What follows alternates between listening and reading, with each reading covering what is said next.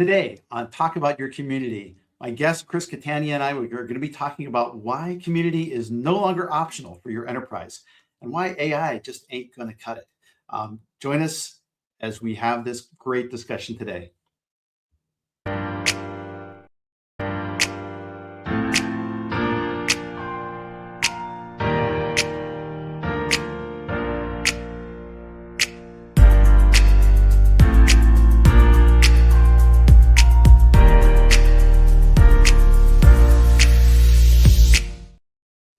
Good morning, good afternoon, good evening, wherever in the world you may happen to be. You've tuned into Clocktower Advisors Talk About Your Community. I'm so glad you're able to join me today. If it's your first time in the show, this is a live, interactive show where we bring on guests who have a variety of perspectives and experiences and expertise around building communities, building coalitions together where we connect to other humans, live better lives, improve our professional standing, create value for each other. And because this is a live show, we love questions. So please chime in on the comments. Tell us where in the world you are. Ask questions of the guest. We may promote some of those questions up onto the screen as we go. But one of the things that I love best about this show, doing it live, we always get some interesting conversations and perspectives that come in on it. My guest today is, I'm going to bring him on the screen here. Hey, Chris. Chris Catania is the head of community at Esri, the market-leading GIS software company, where he spent over 20 years helping organizations use community and collaboration to build trust, loyalty, and revenue. This is the GIS. This is the largest online gathering of practitioners, is my understanding. About 340,000 members, 50,000 active monthly users, and he is the author of the book, Community First Advantage, and creator of the Adapt Leadership Framework and the 3E Community Operating System. Eager to talk about all of this today. Chris, welcome to the show. Thanks, Todd. Yeah. Super excited to be here, and huge fan. So thanks for having me. Excited to dive in. I'm just nattering away in my little corner of the internet here. I appreciate that. So, Chris, I was an early reader of your book, so obviously I'm a fan of your work and the things that you're doing. I think there's a lot for us to talk about here today. Just want to build a bit of warm welcome to a few people who have already chimed in on the comments. Toby, Kathleen, Todd, and Denise. Great to see you all. Thank you all for joining in on the conversation here today.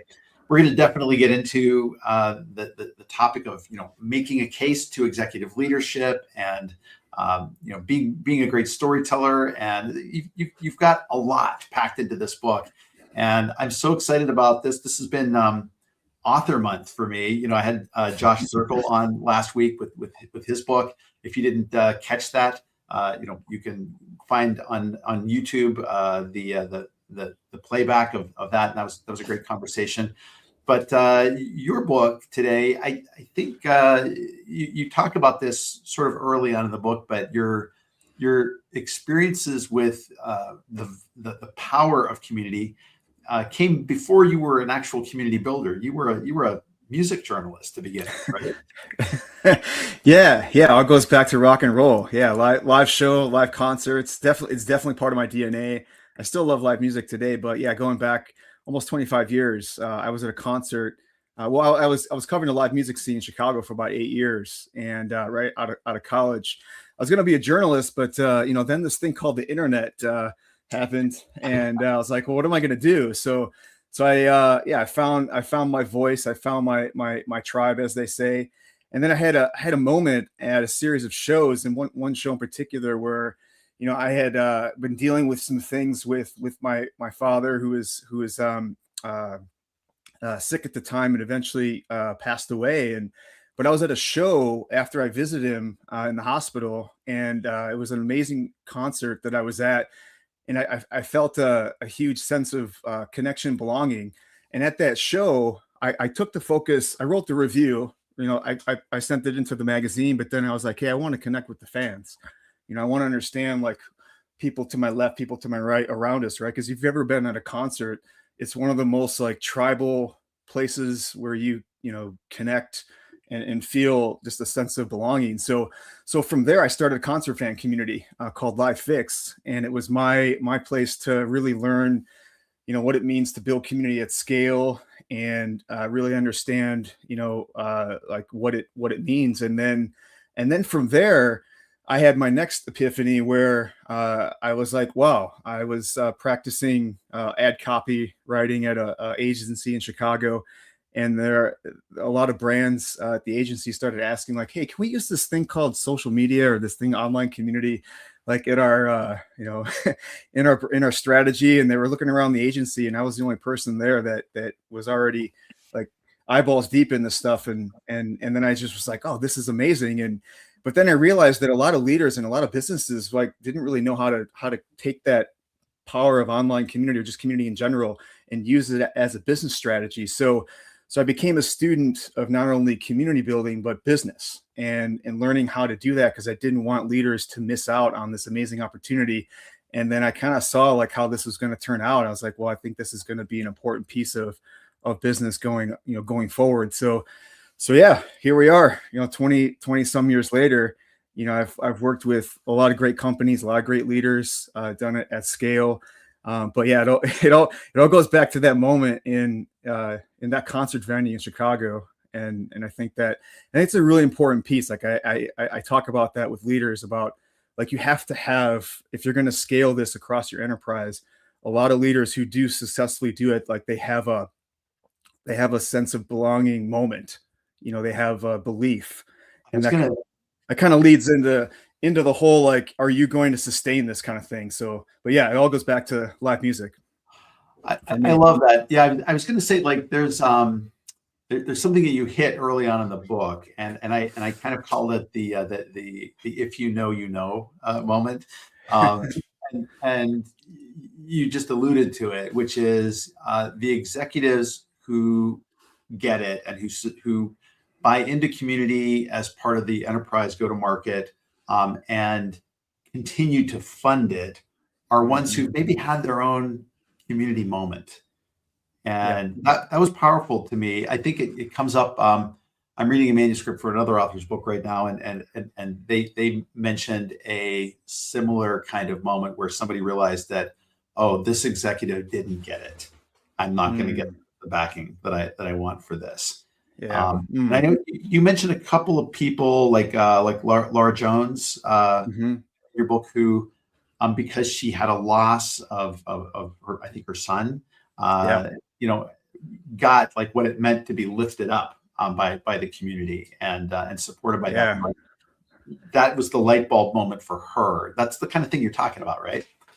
Absolutely. Yeah. The moment, it could be something personal where they felt like just the sense of community, not necessarily like online community, but just the sense of people around you coming together, and it changes your perspective, right? Because as a leader, you're under this immense amount of pressure to grow the business, to reduce costs, to make money, drive revenue, all the important things to drive a business, but when you experience something like, people coming around you around a loss, or maybe you are in a community where there's some type of hobby, or you have a moment where somebody helps you answer a question, Nick in the book, or Sangram, anybody, they span a wide variety of personal experiences where you have a powerful moment of belonging. You go, oh, I get this. And it's, again, it starts in the mind of the leader and in the heart, and then it's kind of works its way. But yeah, a lot of the leaders I spoke with,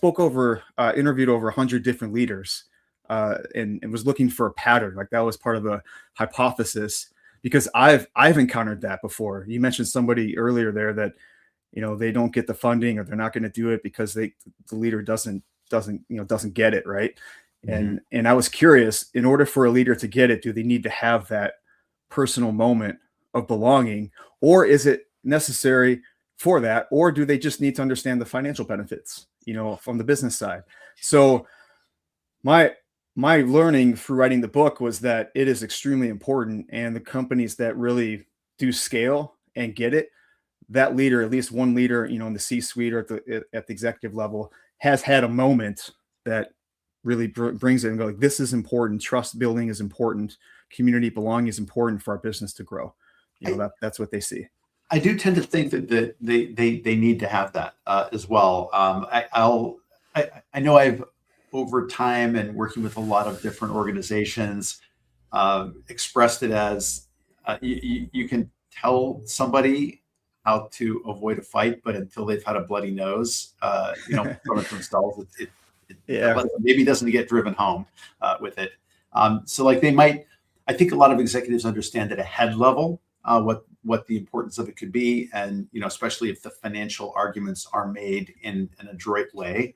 But like they don't get it at the heart level unless it's been something that's connected with them, like you said, like they've got a hobby, a personal interest, some kind of stake that makes it really clear to them what the value of that is. Yeah, absolutely. And I think it's really important because not that the business piece is not important, right? I think those are equally important. If you don't make money or save money, you don't have a business, but what's at the heart of that business, right? It's people, it's humans, it's relationships, right? Like you can focus on the balance sheet, but if you don't focus on, the human connection, and I know we'll probably get into this eventually, but in the age that we're in, like things are moving fast and technology can be the shiny tool syndrome, like following things that are nice and shiny, and it's very easy to miss the mark and go, oh well, we need people. Like people are at the core of our business. So I think that like the leaders that do see the value in community at a deep, sustainable, scalable level, they go, yeah, this is like what we're doing is building relationships with our business. Yeah. And I like the way that you put it in the book. You talked about community as a trust engine yes. for the organization. Yeah. And I think that like that's an important distinction in a technology landscape that is based upon monetizing our attention. The pivot that we can make and the value of community is that the community spaces we create, and I'm not just talking about the online spaces, but the offline experience as well, is actually the engine for trust. Is that the new ROI that we need to be expressing? I think so. Yeah. I mean, when you really look at like what is really the infrastructure, right? The connective tissue. I often use the example of, the human body, like we have all these parts of us, that run us as human beings, and organizations are really organisms, that are living and breathing. But sometimes we treat those as machines, and as robots. And again, but yeah, what drives us, and, are you going to do what you say you're going to do? That's trust, right? Trust is the confidence in future behavior, and that doesn't happen, in a microwave. It doesn't happen, like you can't just pop a quarter in a vending machine, it comes out, right? It's like you build on it, and that's kind of how networks are. Like you answer a question, or you do something for somebody, you help them out, or little by little, you say what you're going to do, and you do it. Like that is the engine. We're building that engine in, and that's what drives the company, right? Drives the business. Absolutely. Yeah. So I think it's an engine, it's infrastructure, just like a city, right? How does a city run? Like roads, electricity, power. So yeah, totally. We need all the pieces. I know Josh last week in his book, he talks about, sort of community as an operating system that layers across the organization and has an impact on multiple business units within a given enterprise, whether it's product or marketing or human resources, even and understanding how to speak to each of those leaders in those spaces about the value that's driven. So important to do. And I know you have similar messaging in your book around this as well. Because that's where a lot of this stuff falls through. Meaning, how do we get community to scale? And one thing I learned early on in my career is that, like, I love community. I always have, I always will. But one thing I learned, 10 or 15 years ago, I had a great mentor. Like, he was like, wow, this is like amazing stuff, meaning community. He was getting introduced to it through me. But what he taught me, and what I've learned ever since, is that you have to be able to talk the language of the business first. You have to be able to understand like what's important for that part of the business, what's important for the business overall goals, strategies, what's important for operations, for product, sales, all these different things that are important. You have to understand what those are, and then go, okay, here's how community can help drive retention. Here's how community can drive, reduce costs, like in that, and so on and so forth. So a lot of community, builders might just focus on community, and that's a little, it's halfway there. But what I learned early on is that there's this thing called shared value, and there has to be an understanding of like, okay, if we're going to do community, what's it going to produce? What am I going to get out of it? And you have to be able to talk to that stakeholder and understand what's important to them, what's their pain point, like what are they trying to achieve.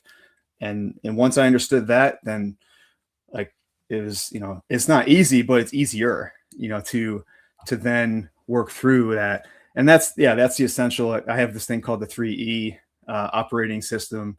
And it's like, experience, enablement, evaluation. But at the center of that, if you take any of those E's out, then everything falls apart, or you don't get as much value, out of it. It's kind of like that, like that really great recipe. If you take out, like my grandma used to make this really amazing sauce.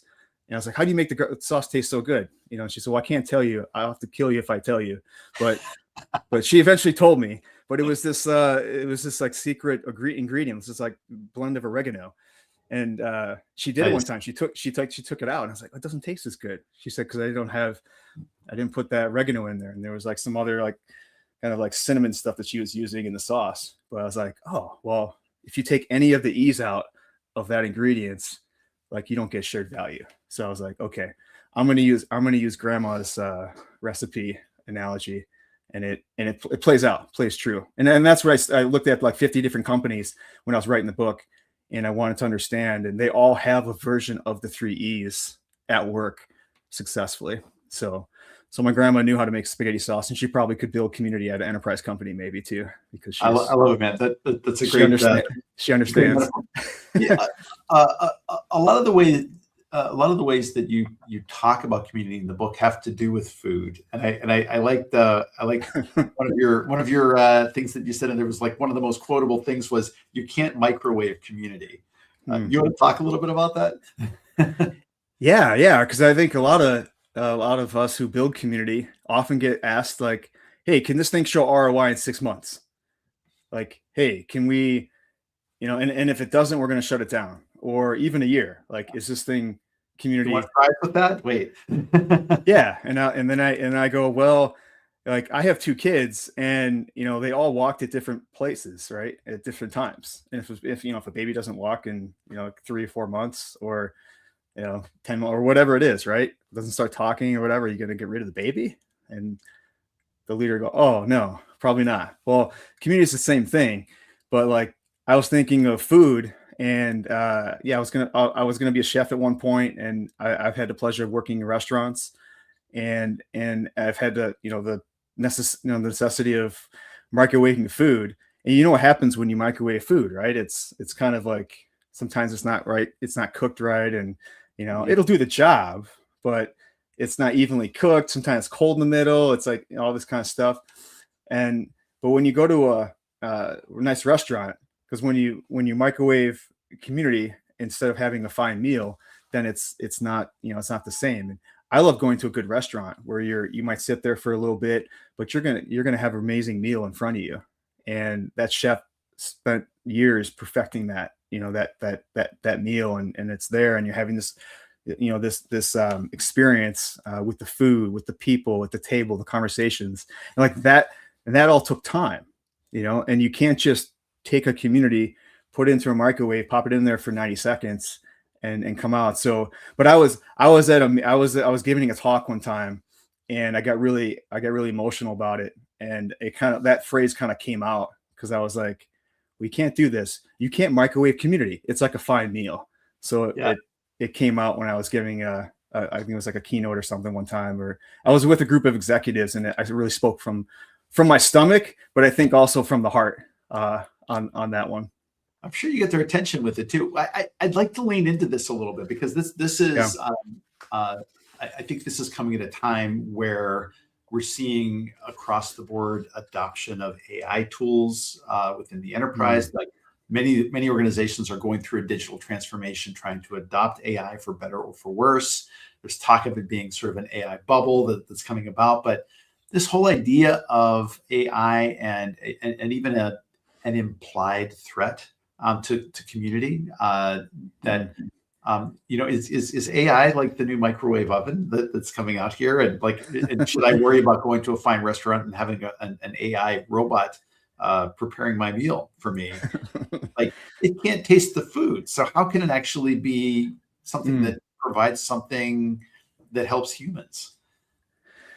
Yeah, no, good question. Yeah. I hope that robots don't start making food unless they are trained by the AI of Anthony Bourdain, or something, or Right. somebody that really knows food. Like maybe I'll entertain that idea, but like human hands in the kitchen, like that's what happens in a kitchen is a good example of community as far as like what goes into doing that. So again, I could go on another metaphoric example of that, but is AI potentially that? I think so. Like it can be something where you put a prompt into Claude or to ChatGPT or whatever you're using these days, and bam, you get an answer, and that may not be bad in itself, but it's incomplete. And one of the ways I like to look at how does community and AI work together, because they are intertwined, because a lot of the AI is feeding and being trained on all the conversations we've all been having online for the last like 20 or 30 years. So that's the first connection.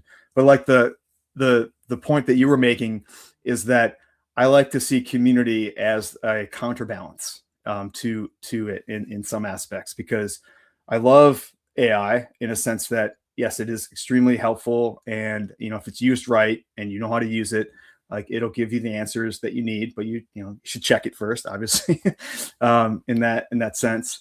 But it's not us, right? It's not getting the authenticity, the humanity, like in that part. And that's what I keep hearing from people who are fans of AI, but I keep hearing that from customers when I ask, like, what do they want to, like, why do they want to keep coming back to communities?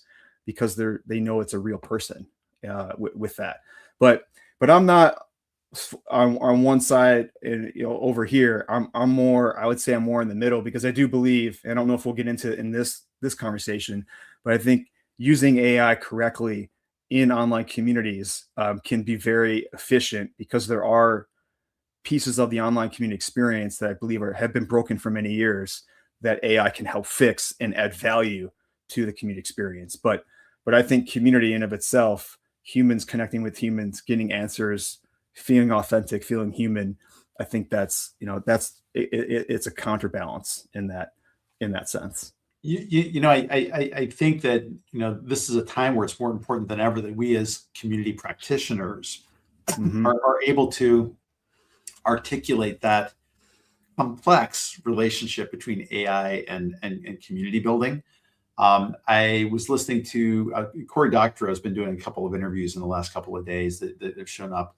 He's the enshittification guy that all platforms eventually turn to crap, But he was saying, like, the reason that AI has seen such adoption and there have been so many layoffs, he says, is that management and executive leadership has continually had sort of the feeling in the back of their brains ever since the Industrial Revolution that if they were out sick, that workers would continue to just do whatever they needed to do, and that life would go on just fine without them. So that they're like in the back seat, in the kitty driver toy, instead of actually being in control of what the enterprise is. And this has led to a perception of, well, I can use these AI tools and I can just do away with the people. I worry that there will be an executive perception that says, well, we don't need these messy communities where people are going to say things that we're not comfortable with. Let's just have AI as our bot that can give answers to everything. We've already ingested all this stuff from these past communities, but let's just leave that behind and have AI, be that interface with our customers. I worry that there are leaders that think that's going to work when you and I know it's not. It's not going to be ultimately productive to do. Wow. Yeah. Very, very, very interesting. I think very, very honest, real possibility. I think, I think there's definitely leaders and particular companies that do believe, in that from a cost efficiency standpoint, and looking at balance sheets and margins and things like that. Like I could totally see that, and like that would make sense if that's what you want to do with your company. But I'll tell you now, like I've seen, companies, and I've been the recipient of bad customer experiences, that are completely, unapologetically AI first, and I can tell you that like that's not a good business strategy, um, uh, at all. Could that happen? And do some leaders think in that way? Absolutely. Is that the right way to go? Is that sustainable? Is that really what is going to keep customers? You may shave some off the balance sheet, or the margins, but I don't think that's a sustainable business practice. Because from what I've seen and what I've experienced, companies are going all in on AI as like a one sweeping decision in all aspects of the business without thinking about the implications of this downstream, are making a huge risk, because at the end of the day, like we are humans, your customers are humans, your staff are humans. And, we should be teaching our staff and enabling our customers to use the tools, but not just blindly replacing them like in that way. I think it's, and I saw, yeah, there's examples throughout history, I think, that we can point to. You're alluding to some of that in your question, but could that happen? Yes. Should it happen? No. I think there will be some executives who have a very short-term mindset that are going to try that, and they're going to get the F around and find out, version of that, Yeah. Of letting those in terms of customers. And I think it comes back to the trust engine metaphor that you would apply to community. And I think it comes back, and you talked about sort of like the tribal aspect of community. This is something very ancient within ourselves that I think is the counter argument to all of that. This is about humans connecting with humans. It's not about humans connecting with machines or machines connecting with machines.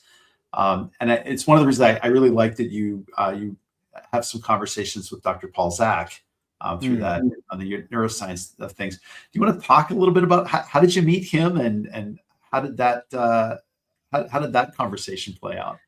Yeah, no, I love the fact I had a chance to. Yeah, he wrote the foreword, and I did a lot of deep dive on neuroscience, because I got into that through the live music piece. Just understanding. I did a ton of experiments like on myself when I was a music journalist, like understanding like my senses and everything, and that led me to understanding the connection between the nervous system and our brains and emotions and decision making and all that stuff, and then and how we connect to ourselves and how we connect to each other. And then I got into Dr. Paul Zak's work. He wrote a great book called Trust Factor, and it is a really great book. It's been around for a number of years, but in that book he makes the case that we're at a molecular level, like we are designed to want trust.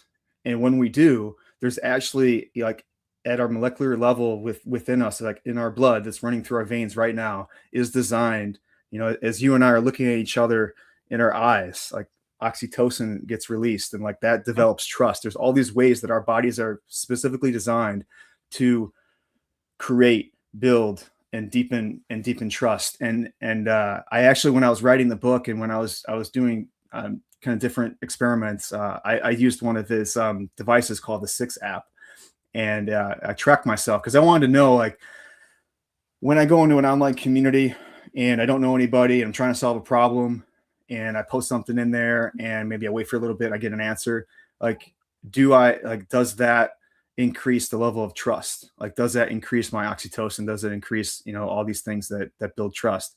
And I did it over a period of month. I didn't include this research in the book, but it was like, yeah, like online communities and just offline and anything involved with community definitely builds that. And he's got a bunch of research that I sprinkle through the book, because the reason I did that is that I wanted leaders to know that community building is not just this soft, like, feel good vibes thing. Like, it definitely is that. And that gets at who we are as humans, but we're talking about science, like real science. Yes. And we can actually measure this stuff in laboratories. And I know as a society, like, we love our science and we love to prove things, which is important and great. So when I looked at that, I was like, wow, Dr. Paul Zach's work and a lot of other people who are doing similar work, like they prove what we are as community builders. We've known for years, we've known for decades. So now you can go and say, well, we're not just feeling this, like, we're actually, like, you can see it in a lab, and there's data, like, you can see that. And that's important. Whenever I give a talk to leadership, I highlight the science behind what I'm talking about, and the possibility of this, that you're not just building trust and building vibes, here, like, you're actually impacting people at a molecular level that is going to have an impact on their life. And when you do that, like, that impacts, you're building a connection with the brand and that person. Yes. So super powerful stuff. Like, I wish I can include more in that, but I met him through the live music. I interviewed him on my podcast. I have a podcast called Live Fix, and I had some hypothesis about the live music experience and his work. And then when I started writing the book, I asked him to help contribute to it. And he was like, yeah, sure. So, that's amazing. I just think it's so important is, if you're a community builder, and you're trying to talk to executives about this, like, you can pull that out of your toolbox. You can pull science and community. Like, this is like great data to talk about. And we actually don't talk about that enough. Like, as far as, like, the science behind connecting trust building with community, that it's not just something we feel, but you can actually, like, there's really strong data. So yeah, I was super stoked to be able to talk about his work, science and community and strategy, like, all in the same book. I'd love to see more about that, and I'm definitely going to add his book to my reading list.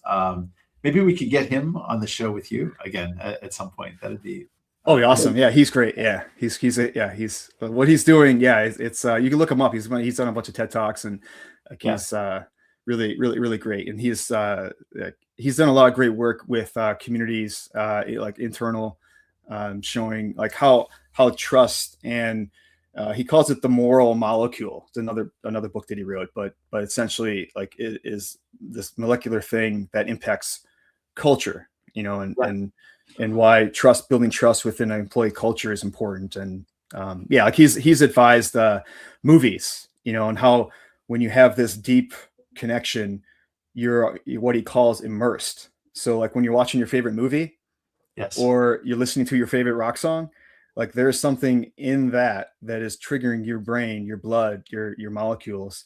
So my curiosity was, does that same connection with movies and music happen when we engage in online communities? And is it in companies' best interest to create a community that creates an environment? Because the movie studios and the music companies spend millions of dollars to make sure that those movies and those rock songs get to the top of the charts. So why wouldn't you invest in a community that's going to build that same connection, that same level of immersion with your customers, and then build that over time? Talk about trust engine, right? I mean, so that's how, hopefully I've connected all that, but that's how that's all connected. Because in his books, he didn't really necessarily talk about, like, trust immersion in online communities. And that's where I was taking it to another example, another level, and going, does this happen in online communities? Like, do we build this level of immersion and trust? Does that happen in our brains when we get a question answered and we develop trust with something, maybe someone we'll never even meet, but that was my curiosity. It's really excellent. It's a topic that's very much on my mind. I'm working my way through a different book right now by David Sampson called Tribalism, that gets into the evolutionary biology of like why we form groups. That's our as humans, that's our survival edge that we have. The fact that we do group, and as you said, it's in our molecules. It's in the way our brains work and our mirroring neurons, where we're looking at other people's faces and reacting and mirroring reactions to each other. So that trust piece is not something to be dismissed as warm and fuzzy. That was what we previously and still at an instinctive level use to determine, is this person going to help me or kill me, right? Absolutely. And establishing those tokens of trust is super powerful, and that's what we do as community builders in the online spaces, especially where it's a different modality of exchanging those trust tokens versus in person, where it's a little bit easier, or on video where there's a little more of an ability to read body language and nodding and verbal affirmations, this kind of stuff. I'm fascinated by this topic as well, and I will dig into that anytime, anywhere with this topic. Yeah, absolutely, I love it. Yeah, so I think this does get to well. Before we get into that, I just wanted to note I saw Toby Metcalf had to dash away. He just said some kind words about the conversation we're having so far. Awesome. Thank you, Toby. Thanks, Toby. And then, Tony from this is my friend from Envision Greater Green Bay. He's a director over there, and I've been involved with him with work on strategic foresight. Thanks for joining on the conversation today. And then I see Will is popping in from YouTube saying hello. So glad you're able to join us as well. There were some good comments a little bit earlier. Denise from she runs a platform from the company Kari. Says we're implementing AI to learn user preferences to enhance the experience for the user. Again, I think like you were saying earlier, Chris, AI does have some very practical uses for community spaces. Yeah, absolutely. 100%. Yeah. You could probably do another whole show just on those. Yeah, totally, man. Totally. Well, great. So I think, some of this comes back to that thesis, and the question of trust as return on investment for an organization. It's not specifically trust that I can provide a metric around, maybe. Or maybe I can. I don't know. I mean, there are things like the Sense of Community Index, which is a well-validated survey instrument that can be used to provide a score for sense of connection and belonging and trust in a platform. But it might come down to KPIs like renewals or brand loyalty. Like I'm continuing to buy the product, cross sells, upsells, and showing some, if not causation, at least strong correlation between community participation and some of those tangible outcomes that happen with the community. I suspect those are the kinds of conversations you have internally with Esri leadership and some of the communities you run. Oh yeah, absolutely. I mean, to say something is causing something directly, I think is a little far reaching. But I think there's correlation for sure. And there's this opportunity to use the community as early warning signals. Just like if you're in a relationship, right? If you're like things aren't going well with your girlfriend or boyfriend or whatever, you could probably pick up on certain things if you're hanging out with them. If there's certain things, but I just think that with online communities, like they're really powerful instruments for signals, and that's just one thing. Like when I work with sales teams, I don't usually advocate for them to be directly involved in the community, like as a support staff does. But but the extraction and the monitoring and looking at the community as early warning signals to see, is a customer happy? Are they advocating? Are they dissatisfied, with that? Because when you build trust, then you open up the opportunity for somebody to say something that may be uncomfortable but necessary. And this is the part where some leaders and some organizations get a little uncomfortable when there's like negative feedback floating around the community. And I always say, hey, that better to have that there within the house to deal with that. And I've worked with organizations that have had these things set up where we've avoided bigger issues because you can deal with the issue right then and there. And the beautiful thing about that is that it's not just like a private meeting, right? Like it's an opportunity for the organization to demonstrate trust at scale, like the great story of Lego ideas, the leader going in, Brad Justice going into the adult fans of Lego forum back in the day and saying, hey, we weren't listening to you, but we're going to listen to you. Like, I still love going to that post. You can look it up on the internet and you can see that amazing historical, I think it's historical post because a lot of what we do today stems from that, but that's vulnerability. That's, showing authenticity, and it's building trust with that. And that's what happened, over time. So I just think that leaders can build trust, and like a sales organization, you can use it for only early warning signals. But then you can also use it for, product ideas. You can get, ROI, or correlated ROI, from understanding what your customers really want, and saving on R&D and trying not to just, shotgun ideas, but specifically build what the customers want because they've already told you in their comments, and build it, and then, deliver on that. And they go, wow, well, the customers are, the company's listening to us. And again, that's what happened with Lego. It's happened with, all these other companies that have used online communities, but that's one of the perceived ROIs. But when I go to talk about leader community and the value, business value, I'm talking, about, how are we measuring growth? Because we used to, back in the day, and I think this is related to like what made communities so strong and a no-brainer for a lot of companies, was that they reduced call deflection, and you could kind of bank a community value on, hey, we're going to save you,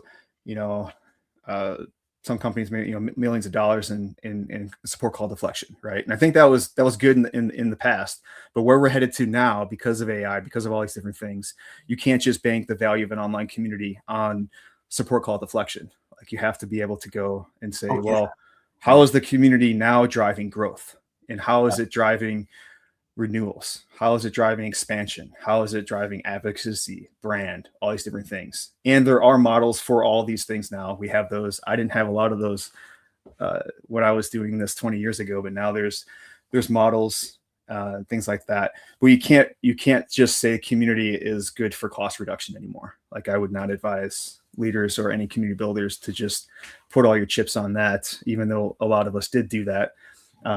A lot of us are moving towards, and organizations should move towards, community as growth drivers. That's why I love what Josh is doing with his book and his message. Go to market. Like, I'll put all my chips on growth and like building trust, because trust is connected to growth, and growth is what we should focus on. Not to say communities can't still reduce costs, because I think they still can, but it should not be the only place where you anchor community, and the emphasis, I believe, should be on expansion and growth. Yeah, and I mean the making a case for community being revenue neutral, isn't really going to cut it anymore, right? And I think that we're when you say growth, I kind of put under that umbrella things like loyalty, renewals, innovation, product innovation. Things that help us grow as a company. Lowering the cost of, lowering CAC cost, cost of acquiring customers, lifetime value. Because if you think about it, it costs more to gain a customer than it does to keep a customer. So Yes. how do you keep a customer? You build trust. How do you build trust? Here we go. I love it. That's how I'm tying this together. And I've been quickly developing a series of growth models in my work and building towards those and just building on that work. I mean, I created a model to show cost reduction several years ago, and it worked, right? But it's not what we need anymore because I've seen the writing in the sand or writing on the wall. Yeah, that's what I meant. Yeah. That because of AI, things are changing rapidly, and they have been for the last 2 years. So I'm doubling down. I think leaders should double down on measuring community impact on growth, and that, yeah, meaning retention, renewals. How do we use community to build trust so that customers, advocate and talk about the brand in that way? Like they're excited about it because they go, oh yeah, the customer, I share something in the community, the brand company listens to me, they put it in the product. Wow, that's amazing. I want to go. I want to be a fan of this. I want to go talk about my brand experience to my other colleagues in that way. So that's what I mean when I say growth.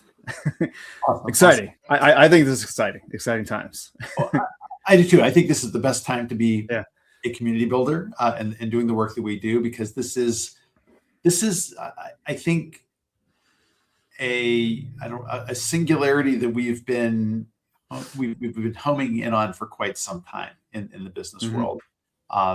The idea of advertising and marketing pushes, and is one thing, but I think people are tired of being marketed to, and they want a place where they can co-create with the brands that resonate with them and that they feel some sort of kinship with in what they do. There's so much good in the book, and I don't want people to come away from our conversation today thinking that it's just a theoretical discussion of why communities work, because I think your ADAPT framework and your 3 E's are very practical parts of the book, and you've got some workbook sections within the book as well. So I think it's a terrific investment if you're a community professional, especially like I referred to this before we got on the call today, but page 58 in here, there's this table and graphic that you put in here. This is worth the price of entry for the book, because you're providing old paradigm versus new paradigm, and then what a community-led growth mindset would be, and then a real-world example for each one of those situations. And I think that as anyone is sitting in an organization, nonprofit, an enterprise of some sort, and they're doing the business case making, like, it's here. You've got this here, and I just wanted to congratulate you on putting together a really wonderful, practical read for people in our profession. Yeah, I appreciate it. Yeah, I mean, I definitely wrote this for 2 audiences, for leaders, because I have a passion to help leaders understand the value of community as a competitive advantage, and that chart that you just showed, like that was actually written last. So I wrote the 3. I've had the 3s for a long time, and during the writing of the book, I was like, there's something missing. It's like. But it wasn't missing in a sense that I didn't know what it was or what the struggle was, or that I've overcome the struggle, but I was able to articulate it in the ADAPT model. And then I revisited all the interviews that I did with the 100 leaders or whatever, right? And I thought back to all the leaders that I've ever worked with, the leaders that got it, the leaders that didn't, everybody in between. And out of that deep thinking, that came that chart.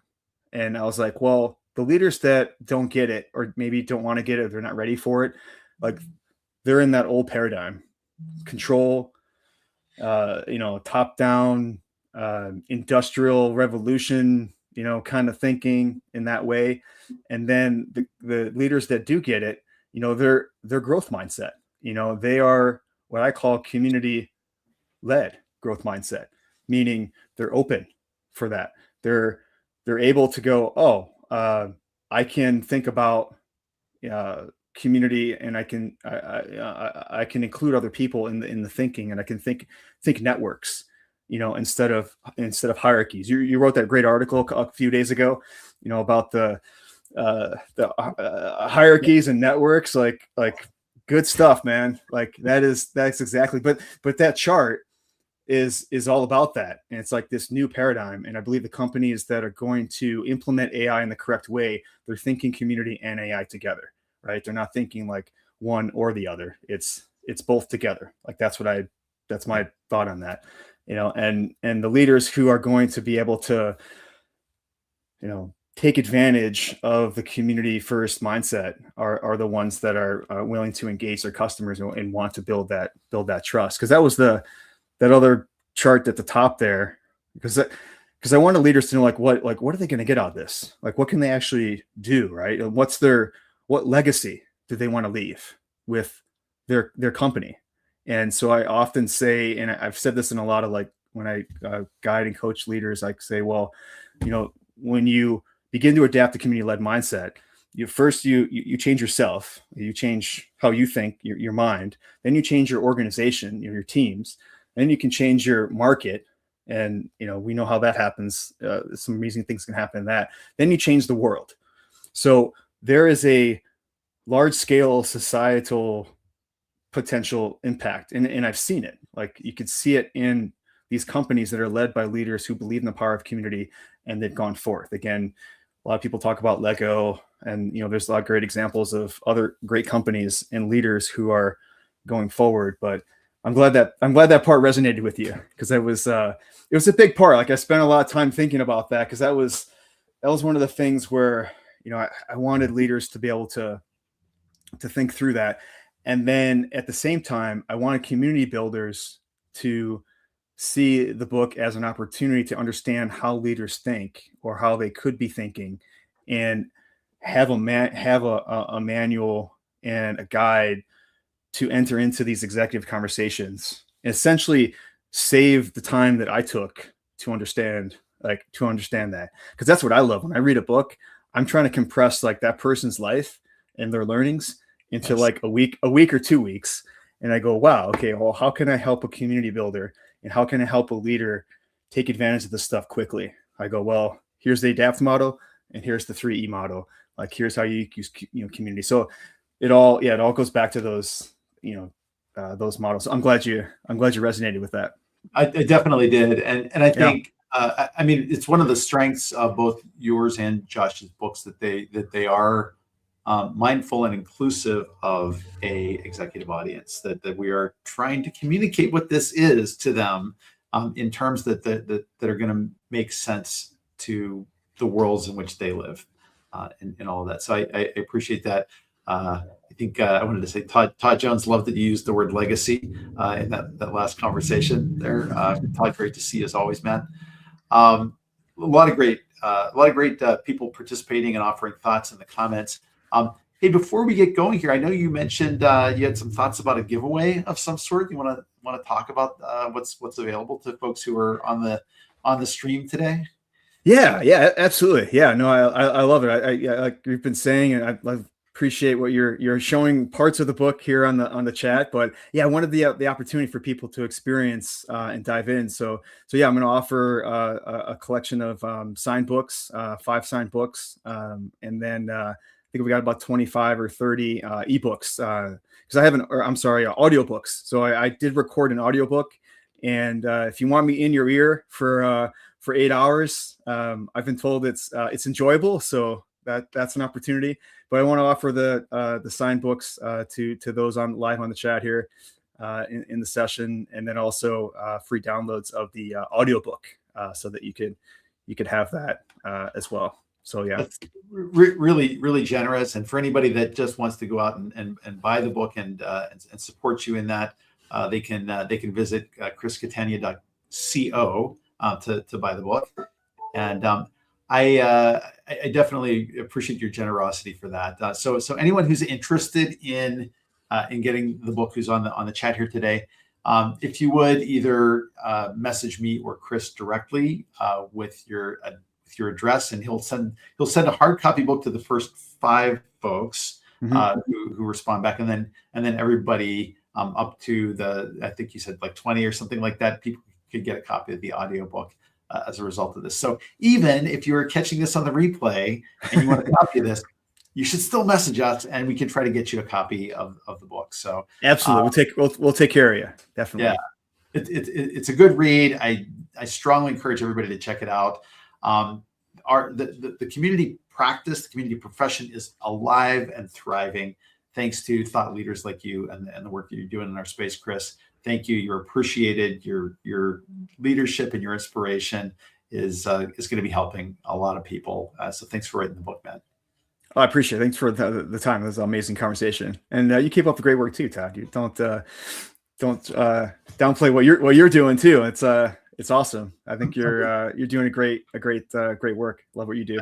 I appreciate it. I'm just trying to shine a light on people who have great stuff to say. I did want to mention before we wrap up for the day here today, our next show, we haven't got it up on the books quite yet, but it's going to be Friday, July 10th. So after the 4th, is going to be a session. It's going to actually be the second session I had with this group. It's going to be on the importance of play in community, and not necessarily gamification, but play. And so that's going to be Mim Jantan, Saeed, and Yen Sai. The last time we were on, we had such a freaking ball. It was hilarious, a lot of fun. Everybody in the chat had a blast. It's like a big party. So think of it as your July party time. Hope you can join us for that. We'll have the notice up for it in probably within the week, and I hope you'll be able to check it out for us then. In the meantime, please check out Chris's book again at chriscatania.co. And I hope that if you catch this on the replay, drop in your comments and your questions. Always try to respond to everybody. If you are so inclined, would love it if you would subscribe to the YouTube channel for Clocktower Advisors so that you don't miss a single one of these, and you can take advantage of the increasingly large back catalog of interviews that I've been able to accumulate over the past couple of years. And as well as the new series that I'm doing on community platform demos, which has been super interesting so far. If you obviously, if you want to talk about communities that you're working on, please reach out to me. I'm happy to chat with you about your own projects and what you have going on. And we will be back here in 2 weeks then to do a bit more. Please step away from the screen, go outside, breathe in the fresh air, feel the sun on your face and the breeze in your hair if you have hair to feel it. And I will be back with you again soon. In the meantime, keep building great communities. Chris, thanks again for being on the show. Thank you, Todd. It's been awesome, man. Appreciate it. See you, everyone.